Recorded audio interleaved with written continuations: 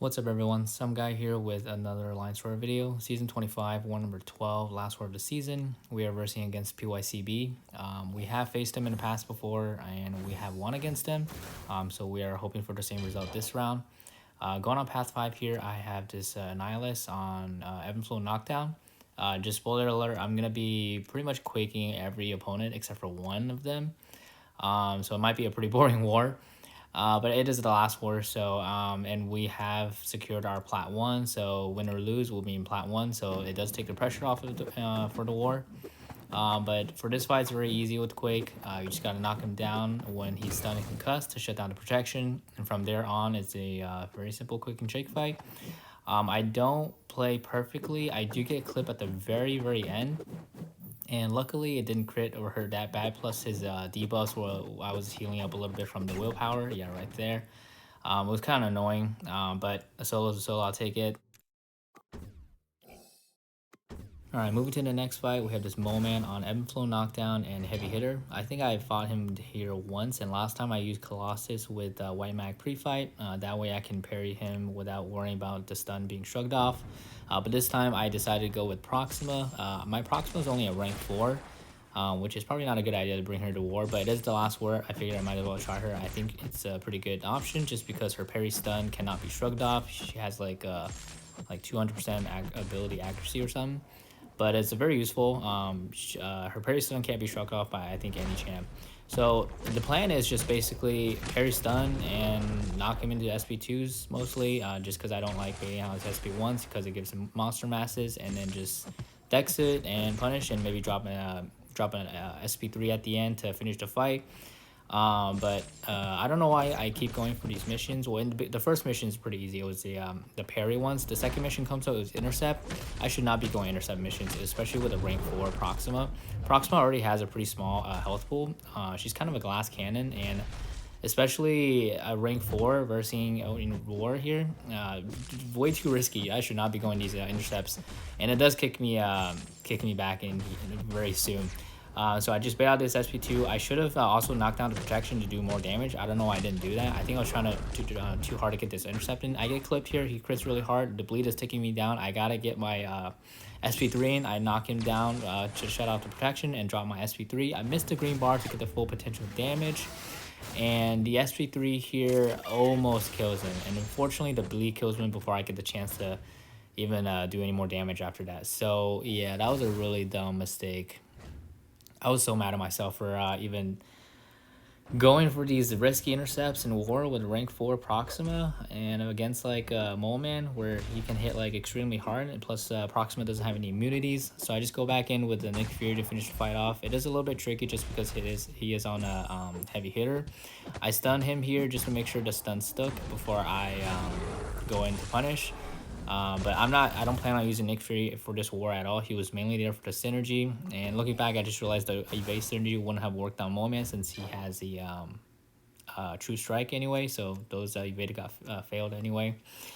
So yeah, that kind of sucked. But moving on, we have this rank 3 Nick Fury on Power Alternator and Steady Fury build-up, I think. I'm just going to Quake him. Not much to say here. He's not on Ebb and Flow Intercept, and he doesn't have protection. He doesn't benefit from Protect. So as long as you don't mess up, it should be a pretty straightforward Quake fight. His first phase is pretty easy, goes down pretty fast. I did boost up pretty big here since I'm going to be taking a lot of fights in one go. Second phase is a little bit tricky because he does become stun immune, so you have to make sure you are careful when he transitions from his first phase to second phase, just because right there he can quickly get out of stun and catch you off guard, so you have to pay attention to when he comes out of it. If you get unlucky, sometimes you can get clipped when he's just as soon like coming out of it and you're in the middle of like you're dexing back or something. It hasn't happened to me yet, but I feel like it can happen and it can catch you off guard. But yeah, not much to say. Just a simple quick and shake fight. Moving on to the next fight, we have this. This is actually a rank 3 Dormammu on Power Snack and Backup Recovery. I will be using Quake. So plan here is to set it up where I can shut off Power Snack. But I accidentally dex right here and triggered a Power Snack, and he almost gets a bar of power. So I was like, oh my god. So right now I just basically can't drop a heavy. If I drop a heavy, he's gonna get a bar of power, and then I have to kind of reset the fight again, or I have to play parry heavy. But luckily I think I do manage to fully dex everything and not drop my heavy. I was paying close attention to the aftershock timer, making sure I don't accidentally drop my heavy. Power backup recovery kicks in, so it's just only healing since concussion is lowering his ability accuracy. But yeah, other than that, not much to say. Not the cleanest setup at the start. It kind of failed, but it worked out. I think this guy was also running Mystic Dispersion, which is why it almost got him a bar of power. So yeah, a little bit close there, but moving on to the next fight.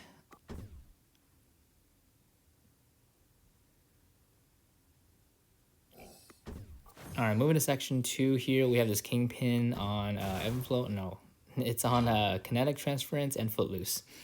Also, Force of Will. I will be using Quake. I think Kingpin does shrug off some of my Aftershock stuns just because of, what is it called? Force of Will, yeah. So that's one thing you have to pay attention. The other good thing about Force of Will is that it also has Crumbling Armor, so I was able to get the armor break debuff on me to constantly heal me up. But yeah, other than him shrugging off the stun, there's not much else you have to worry about. This one's only a 5-star, so I wasn't too worried about timing out or anything. Plus, it's not on protection, like ebb and flow intercept or anything, so I can just quick and freely. Yeah, but the only thing you have to look out for is him shrugging off the stun and I guess coming out of it and hitting you. But yeah, not much to say about this fight either. Very simple, quick and shake fight. This fight, this was actually the fight I was most worried about. This is a Sasquatch on ebb and flow intercept. Whenever he builds up his what is it called, his charges, he takes less and less damage, and with the protection up, if you don't shut down protection, you will definitely time out. I have quaked him in the off season before, and I have experienced it where he has his wrath. If he has a very high amount of wrath and a protection is up, he'll be taking basically 0 concussion damage or aftershock damage, and it's just a timeout city fight for Quake if you don't shut off the protection. Luckily, he played into my intercept at the very start, so I was able to shut down protection from concussion and intercepting him when concussion is up. And from there on, it should be a pretty straightforward quick and shake fight. I don't have to worry about protection or timing out. I just have to worry about him being stun immune when he's in his wrath mode. But yeah, other than that, it's a pretty simple quick and shake fight. I was able to, if you get the setup right and shut off protection, it should be pretty straightforward. Moving to the next fight, we have this Immortal Abomination on ebb and flow intercept and redoubled determination. Very common placement. I see this guy on this node almost every war. Besides Quake, Warlock also works pretty well if the defender is running willpower, in my opinion. If they're not running willpower, I think it might be a little bit hard for Warlock. But I do make a few mistakes in this fight towards the end. It was pretty late at night. This is at like 2 or 3 in the morning for me. I just got off my night shift. It was my first night shift, so I guess that's my excuse for having a pretty rough war and start and making a lot of mistake. Probably not a good idea, but I know I was holding up a lot of people, and so I had to join war and move to make sure I don't delay things even more.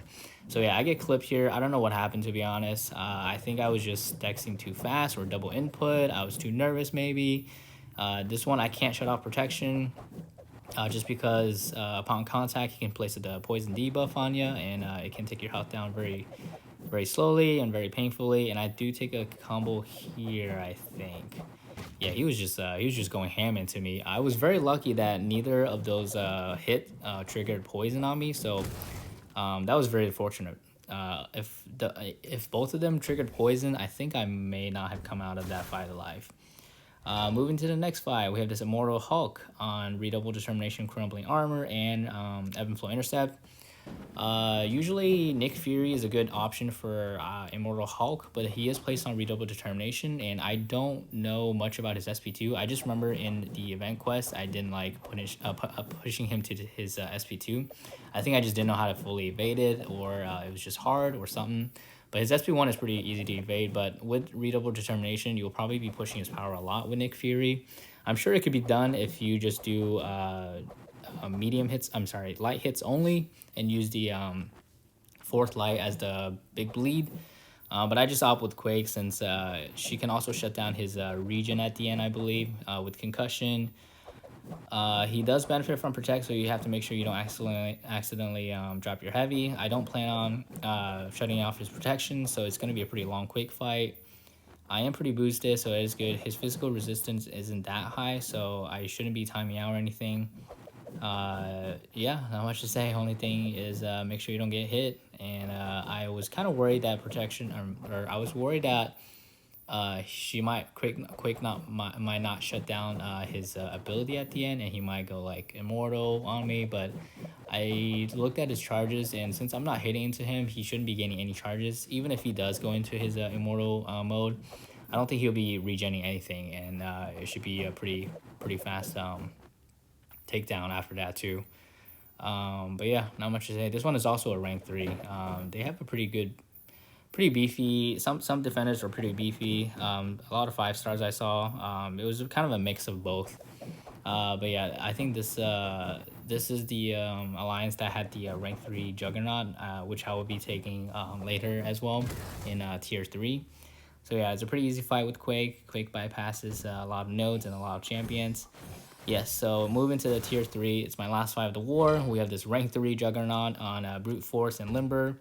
I will be quaking him since Brute Force is affected by class relationships. So with class advantage, I'll only be losing about 50% health.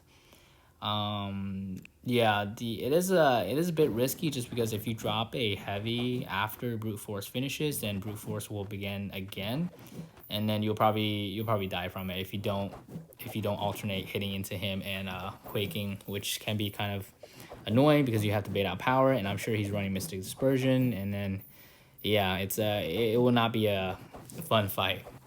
But yeah, you just have to make sure you don't drop your heavy after the Brute Force finishes. I didn't heal up all the way, so I did dip below 50% to 47-ish. But it does trigger, I guess, Courage, which is nice, gives me a little bit more attack bonus. The White Mac pre-fight was also placed on this node. I could have used that to my advantage and just do parry heavy. But I just opt not to just because I'm more confident with parry with Dex heavy than parry heavy, so I just went with what I know best, which is Quick and Shake, and he goes down pretty easily. Just have to make sure you are looking at his stun time because it is on Limber, but yeah, other than that, it's a pretty simple Quick and Shake fight. Unfortunately, we do lose the war. It wasn't by much, but I think at this point everyone is just pretty just wanted to be over. Win or lose, we're going to be in tier 2 and plat 1, and we didn't move at all in our rankings in plat 1. We stayed at plat 1, so we secured a ranking at 11th place in plat 1. But yeah, that is it for this season. Thanks for watching. I'll see you guys on the next one.